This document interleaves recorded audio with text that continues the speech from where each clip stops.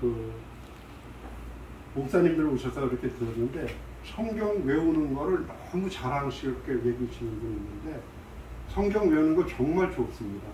그런데 그거를 참된 의도가 뭔가를 아셔야 되는 거죠. 여러분 성경을 보면은요 서론적인 것이 구약입니다. 그리고 본론적인 것이 신약이고요. 결론적인 것이 계시록입니다. 만약에 성경에 서론이 있다면 구약입니다. 본론이 있다면 그건 신약입니다. 결론이 있다면 계시록입니다. 그러니까 서론은 뭐냐 하면 구약인데 이 구약은 하나님의 말씀을 잘 들을 수 있도록 인간의 마음의 밭을 기경하는 역사였습니다. 기경. 농사 짓는 방법은 기경하는 역사. 그래서 선지자들의 피를 많이 흘리면서 하나님이 어떤 분인가, 성삼위 하나님이 어떤 분인가, 세상을 어떻게 운영하시는가 하는 것들을 선지자들의 피를 통해서 여실히 보여준 거죠. 그 예수님이 기경된 밭에 오셔서 복음의 씨를 뿌리기 시작했었죠. 그래서 마태복음 13장 37절 말씀은 밭은 세상이요 뿌리는 자는 인자요 라고 말씀하셨어요. 그래서 예수님이 이 땅에 오셔서 구약의 많은 것들을 마음의 밭을 기경한 그 기경한 밭에 하나님의 복음의 씨를 뿌린 것인 줄 믿습니다. 그래서 이 자라게 되지 않겠습니까? 기경할 때 본래 목적이 뭐겠습니까? 자라는 것도 아니요 꽃이 피는 것도 아니요 본래 농부가 기경할 때 최종적인 목적이 있죠. 그건 열매입니다. 그런데 계시록은 열매 내는 거죠. 그러니까 서론 본론을 잘 알고 계신다 하더라도 성경의 마지막 결론인 계시록을 여러분이 잘 알고 깨달아 서론과 본론에 이어지는 가치 있는 결론을 내리셔야 돼요. 지금 열매를 얻기 위해서 아프리카에서 세계 어디에서 결론을 맺기 위해서 수많은 헌신과 땀 흘리면서 피 흘리는 선교하는 분들 있잖아요. 저도 옛날에 선교에 미쳐갖고 인터콤이라는 데 들어갔다가 거기에 너무 공격적인 선교에 제가 좀 한면을 좀 느꼈어요. 그런 일도 있었어요. 저도 거기서 참수장을 했었거든요. 그런데 문제는 그게 뭐냐 하면 결론이 없는 거는 서론과 본론만 알고서는 전혀 어떤 가치를 찾을 수가 없어요. 저랑 눈이 맞추셨으니까 제가 여쭤볼게요. 연출하는 겁니다. 집사님이시네요? 목사님이세요? 그래요. 집사님이시네요? 예. 권사님이신가? 네, 아무튼 권사님이라고 미리 말씀드려요. 미리 싹쓸 줘야 돼요. 권사님, 큰일 났어.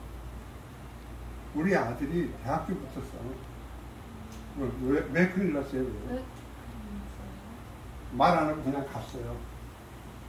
무슨 왜 큰일 난 줄 아십니까? 지금 제가 한 얘기요? 아니 대학교 붙은 게 왜 큰일이야? 설명을 안 해주면 저 양반은 아들이 대학교 붙는 걸 큰일로 여겨주는구나 이렇게 오해할 수도 있어요. 그러니까 집사님 큰일 났어요. 그거는 서론이에요. 내 아들은 대학교 붙었어. 그거는 본론이에요. 결론을 얘기해야 되잖아. 결론도 안 하고 그냥 돌아가 버리니까 뭐가 큰일인지 알 수가 없는 거예요. 대학교 붙었는데 왜 큰일이 났을까? 궁금증만 더해가는 거예요.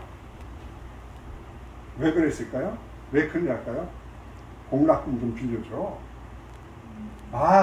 돈이 없으니까 큰일 났구나. 이해가 되잖아요. 그러니까 내가 지금 등록금이 없어. 그것은 결론이거든. 큰일 났어, 집사님. 서로. 이해가 되셨죠? 근데 본론을 얘기했어요. 내 아들이 대학교 붙었어. 왜 대학교 붙었는데 큰일이야? 물어보면 대답도 없이 가버린다면 결론 없이 가버린 거랑 마찬가지잖아요. 어떤 논문이든 서론과 본론이 있다 하더라도 결론이 없으면 그건 가치가 없습니다. 성경의 서론은 구약, 성경의 본론은 신약, 성경의 결론은 계시록입니다. 동의하시면 아멘. 아멘. 네, 됐습니다.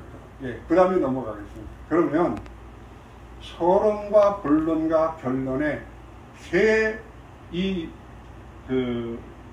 단계에서 공유할 수 있는 흐르는 물줄기가 있습니다. 그건 뭐냐 하면 본론은 서론은 오실 예수님에 대한 겁니다. 구약이니까 오실 예수님. 칠판이 있으면 참 좋겠다 그랬는데 아직 준비가 안 됐다 그랬는데 어쨌든 서론은 뭐냐? 오실 예수님입니다. 구약 오실 예수님. 그러면 여러분 본론은 뭐겠습니까? 오신 예수님. 그렇죠. 이제 저절로 다 풀리죠. 예, 오신 예수님입니다. 이게 제가 페이스 신학에서 강의하는 내용입니다. 논문에 있고요. 오신 예수님입니다. 계시록은 뭐가 있습니까? 오실 예수님. 오실 예수님. 그렇죠. 그러면 서론, 본론, 결론 다 우리가 공유할 수 있는 흐르는 큰 줄기가 뭡니까? 예수님. 아멘 주 예수여 오시옵소서. 다 같이 아멘. 아멘. 오시는 예수님인 겁니다. 아멘. 성경 자체가 왜 있습니까? 예수님 오시라고 있는 겁니다. 태초에 천지를 창조하시니라. 아멘 주 예수여 오시옵소서. 끝이에요. 천지를 왜 창조하셨어요?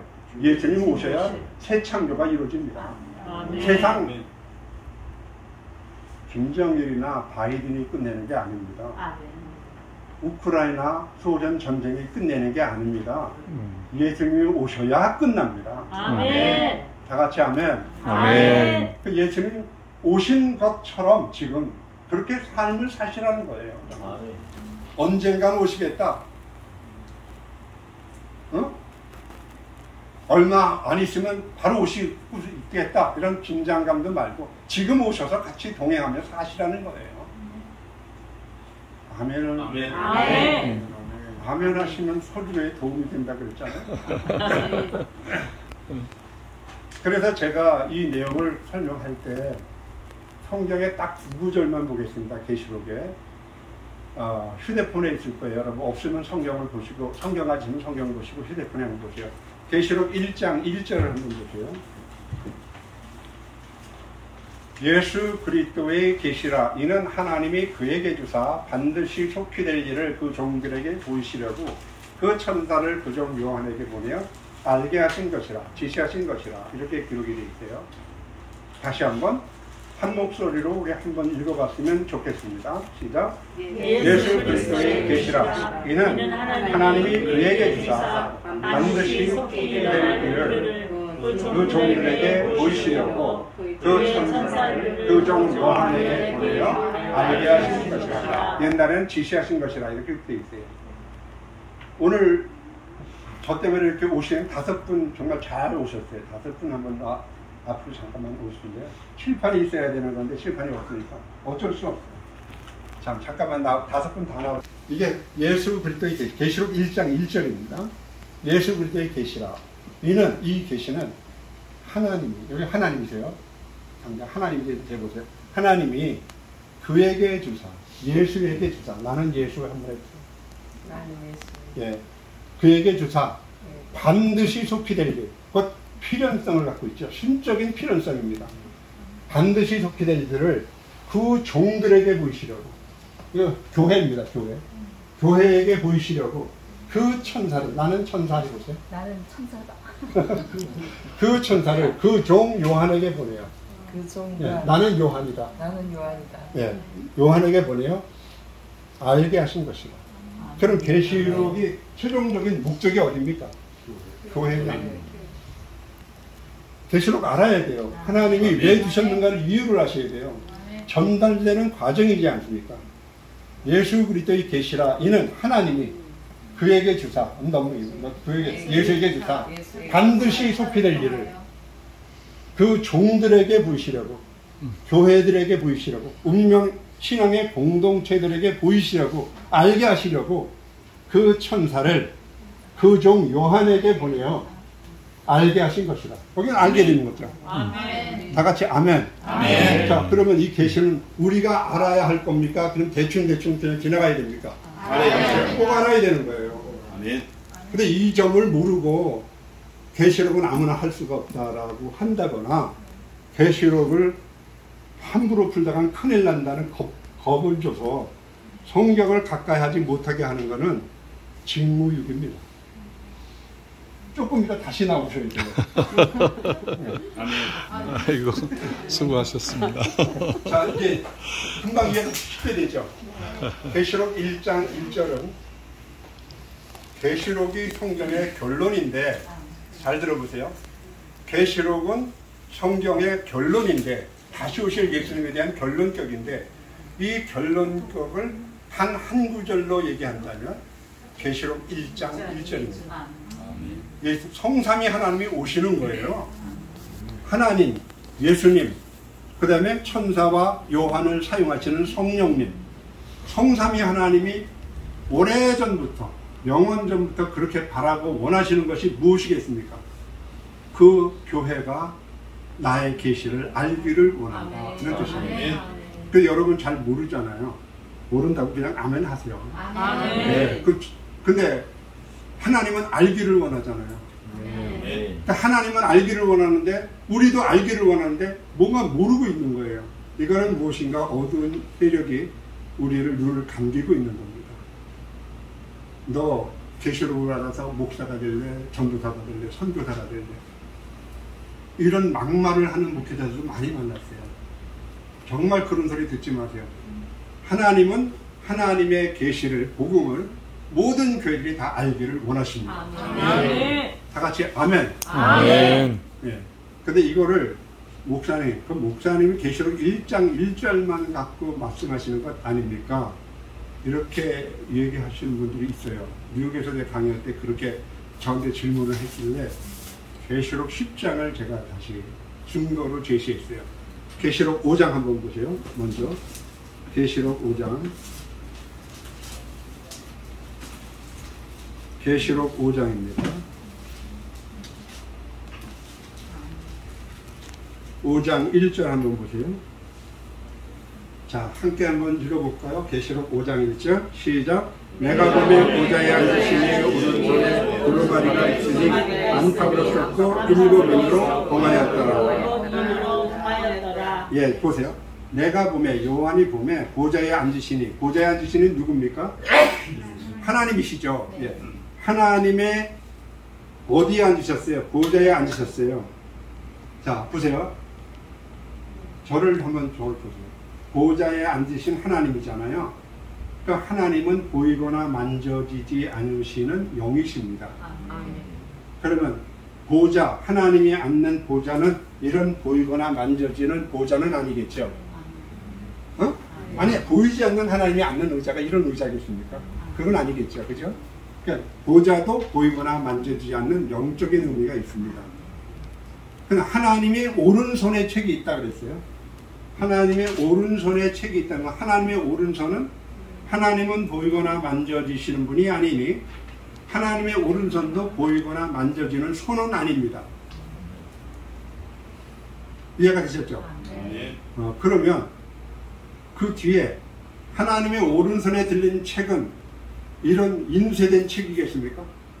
보이거나 만져지지 않는 책입니다. 하나님의 숨겨진 시크릿입니다. 복음의 비밀들입니다. 고개를 끄덕이는 거 하고요, 아멘하고는 천지차입니다.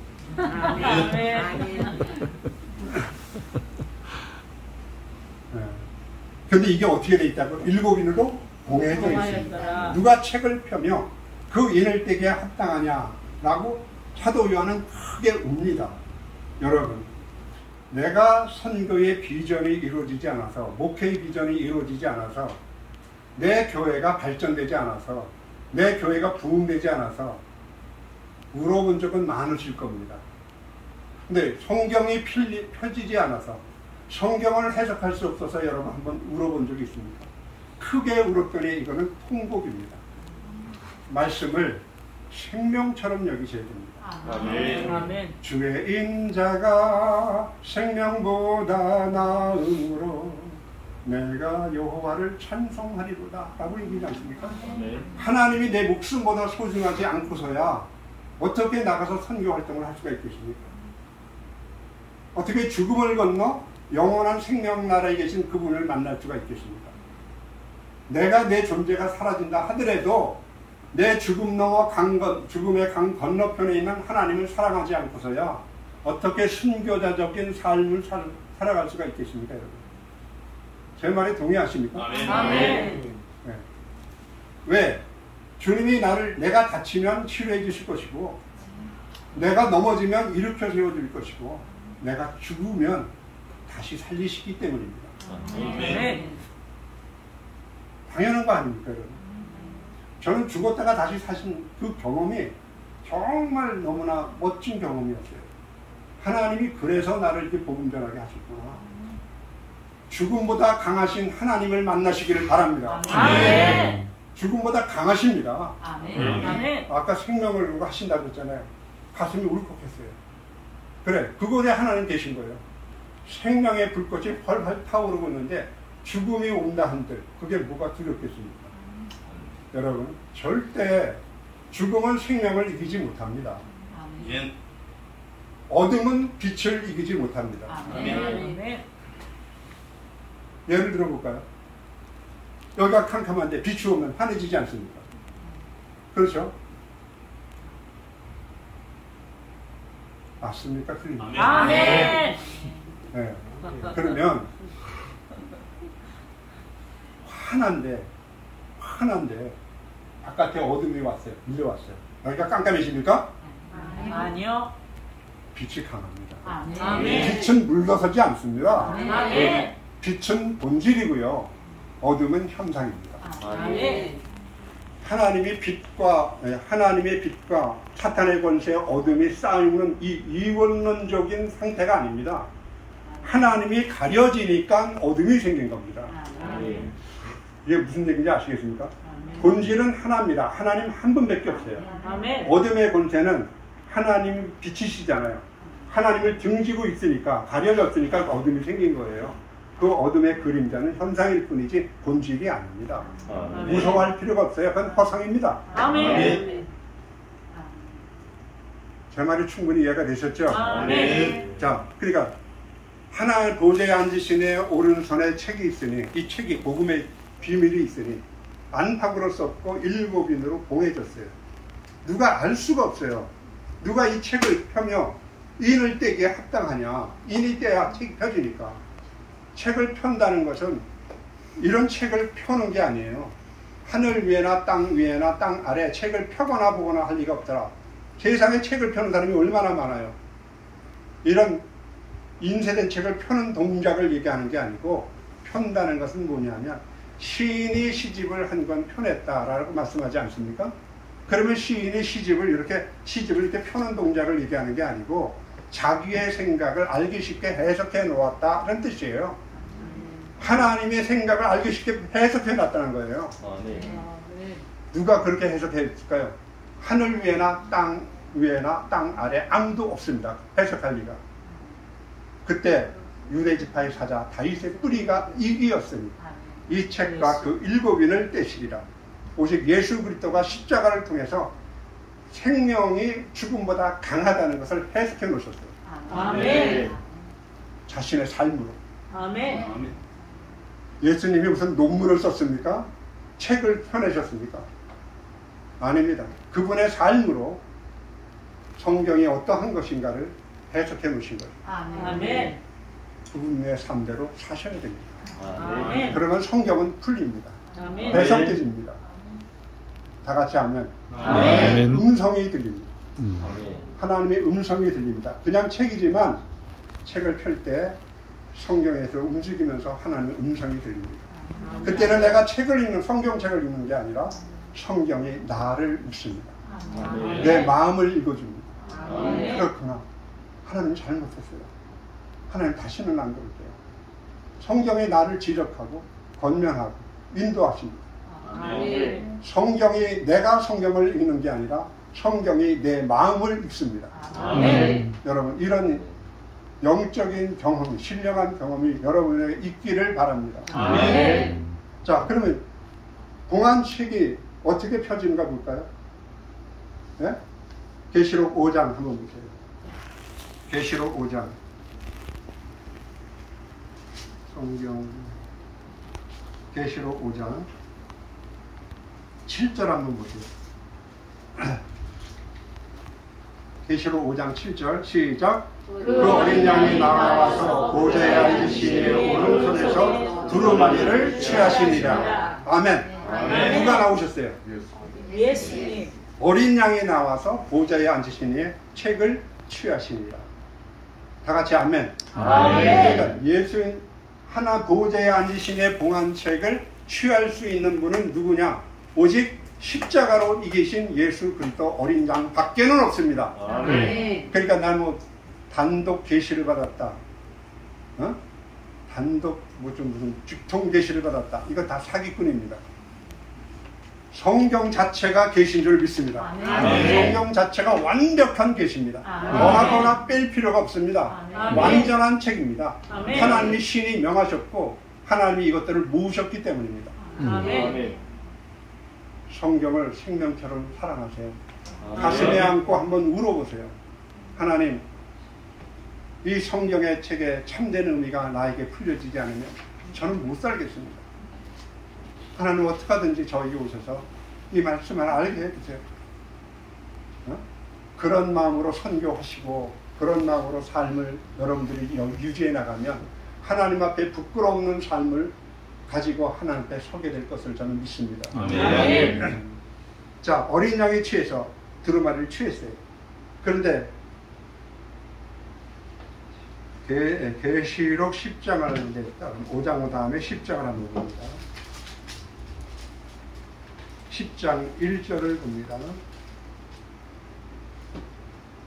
내가 또 보니 힘센 다른 천사가 구름을 입고 하늘에서 내려오는데 그 머리 위에 무지개가 있고 얼굴은 해같이 그 발은 불기둥 같으며 그 손에는 따라서 그 손에는 펴놓인 작은 두루마리를 들고 보좌에 앉으실 때 하나님의 책은 어떻게 되죠? 봉해져 있었죠.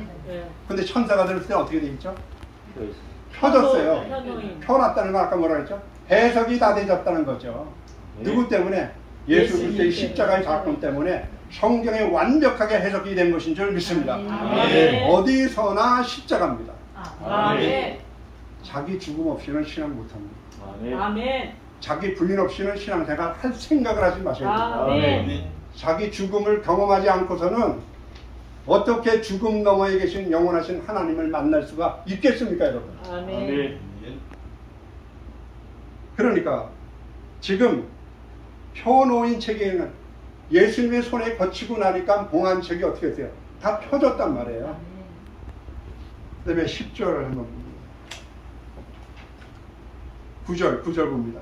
내가 천사에게 나아가 작은 두루마리를 달라 한즉 천사가 이르되 갖다 먹어버리라. 내 배에서는 쓰나 내 입에서는 꿀같이 달리라 하거늘. 내가 천사의 손에서 작은 두루마리를 갖다 먹어버리니 내 입에서는 꿀같이 다나 먹은 후에는 내 배에서 쓰게 되더라. 그 다음에요 11절 시작. 그가 내게 말하기를 내가 많은 백성과 나라와 방언과 임금에게 다시 예언하여야 하리라 하더라. 아멘. 내가 책을 받아 그 두루마리 펴진 책을 먹으니까 입에서는 다나 속에서는 쓰게 된 거예요. 제가 한번 여쭤보겠습니다. 우리 성교사님, 쓴 게 좋아요? 단 게 좋아요? 단 게 좋아요. 네, 그러면 입에만 있는 겁니다. 복음이 입에만 있는 거죠. 여러분 입만 구원받고 싶어요? 입에서는 다나 들을 때는 먹을 때는 달지만 내 속에 들어와서 신진대사를 이루어서 그것을 소화하려고 하니까 그것이 나의 힘이 되려고 하니까 내 자체의 에너지가 되려고 하니까 쉬게 되는 역사가 있는 거예요. 아멘. 바로 십자가의 사건이에요. 자기 죽음의 사건이죠. 하나님 말씀을 듣는 게 어려운 게 아니고요. 말씀을 행하는 게 어렵습니다. 다시 한번 선교사님 묻습니다. 쓴 게 좋습니까? 단 게 좋습니까? 쓴 게 좋아요. 하나님의 말씀은 순식간에 사람을 변화시킵니다. 3분 만에 변화됐잖아요. 선교사님 아멘 하시죠? 아멘. 아멘입니다. 예. 쓴 거 하셔야 됩니다. 주님의 쓴 잔을 마셔야 됩니다. 그러면 주님의 마음을 모릅니다. 주님의 마음을 모르는데 어떻게 주님의 마음으로 다가갈 수가 있겠습니까? 부패한 욕정의 욕심과 부패한 마음이 스물스물 계속 부딪혀 올라오는데 이익을 먼저 탐하게 되고 유익을 먼저 구하게 되고 사리사욕을 먼저 생각하지 않겠습니까? 그게 주님입니까?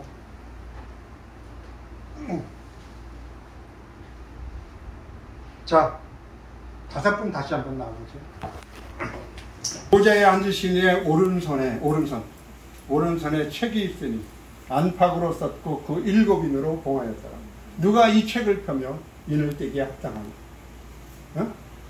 하늘 위에나 땅 아래나 땅 위에나 땅 아래 능히 책을 펴거나 보니까 이 세상에는 없습니다. 오직 유일하십니다.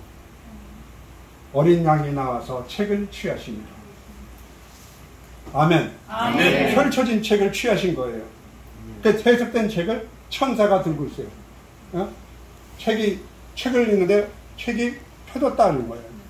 이 책을 갖다가 요한복음에 갖다 먹어버리라 그러는 거예요. 입에서는 다나 배에서는 쓰게 되더라고요.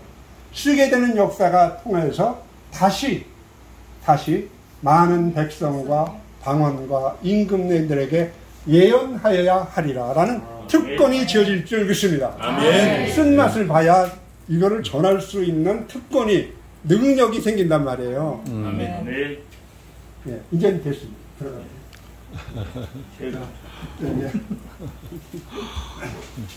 자, 이해가 금방 되셨죠? 네. 계시록 1장 1절과 계시록 5장과 10장은 계시록 1장을 다시 설명하는 글입니다.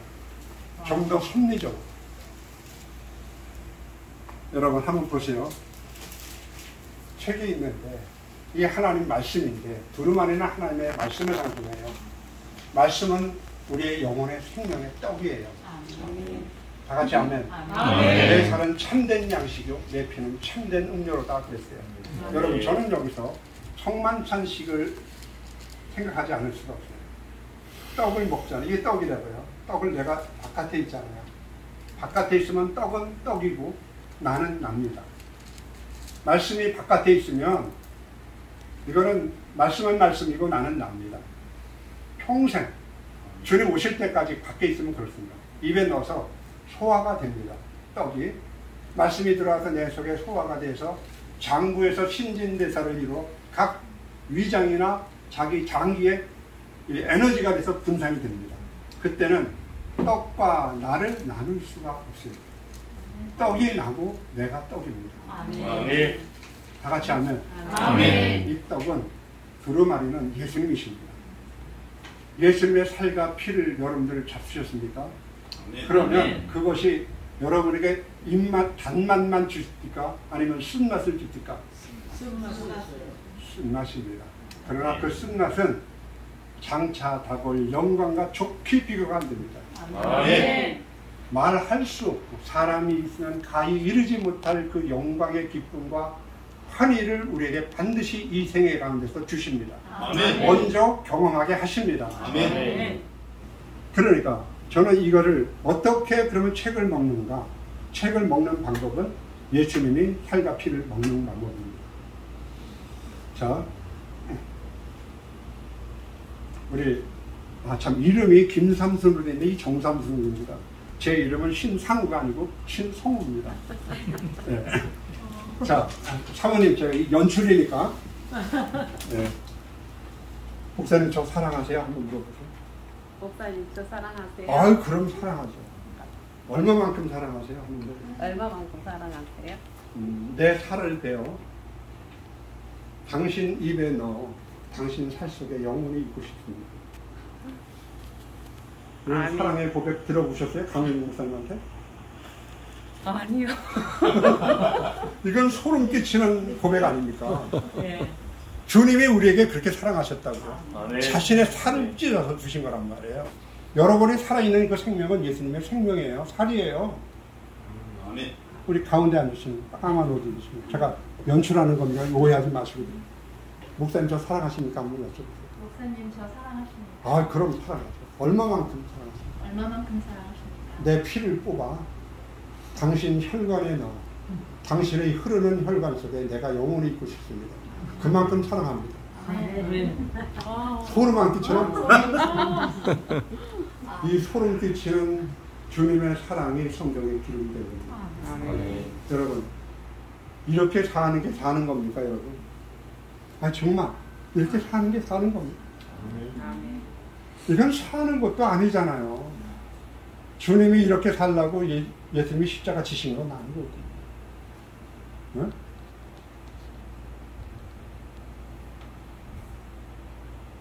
가슴을 쳐도 회복하지 않고 피를 흘려도 춤추지 않는 무정한 세대. 아주 무관심해요. 예수님 바로 오셨다니까요.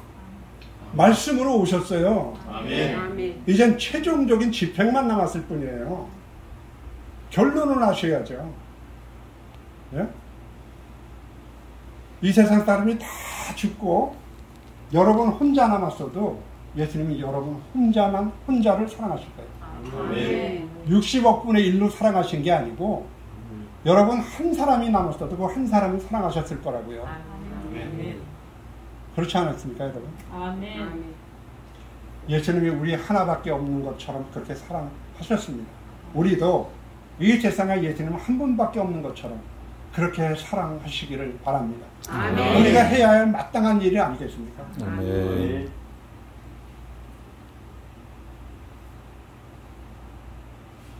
주의 동산에 왔을 때 주님의 살과 피를 쓴맛을 알고도 그것을 먹고 다시 예언해야 되겠다는 굽히지 않는 그런 열정을 가지고 복음을 전하는 선교사들이 많이 나타났으면 정말 좋겠습니다. 아멘. 저도 그 일에 한몫하겠습니다. 아멘. 이상 끝하겠습니다.